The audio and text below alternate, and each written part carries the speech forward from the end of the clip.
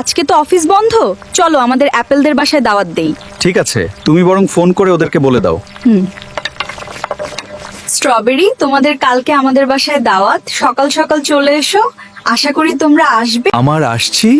দেরি হলো না তো? আমি তাড়াতাড়ি চলে এসেছি। তুমি তো পুরো চকচকে হয়ে আসছো, এসো ভিতরে আসো। হ্যাঁ, ভিতরে আসো, তোমার জন্য ঘরটা সাজিয়ে রেখেছি। আজ অনেক আনন্দ হবে এবং আমরা দারুণ কিছু সময় কাটাবো। আপেল, তোমার এই গয়নাগুলো কোথা থেকে নিয়েছো? খুব সুন্দর তো। স্ট্রবেরি, ধন্যবাদ আপেল। এগুলো আমি বিশেষ করে দুবাই থেকে অর্ডার দিয়ে স্পেশাল ভাবে বানিয়ে নিই। স্ট্রবেরি কি মিথ্যা কথাই না বলে? তোমার বাসা তো নতুন করে রং করছো, কিন্তু তোমার জিনিসপত্রগুলো এমন ওল্ড ফ্যাশন কেন? এই দেখো সবাই বসে পড়ো টেবিলে, আমি খাবার বেড়ে দেই। আচ্ছা, তোমাকে সাহায্য করি। ভাবির হাতে রান্না অনেক মজা। ও অনেক সুন্দর করে সবকিছু রান্না করতে পারে। ভাবি, পোলাওটা অস্থির হয়েছে। আসলে রান্নার স্বাদটা অতুলনীয়, একদম মুখে লেগে থাকার মতো। আপনি দেখাও। সত্যিই খুব চমৎকার। এত প্রশংসা করার কি আছে? হ্যাঁ, আচ্ছা, আর করব না প্রশংসা।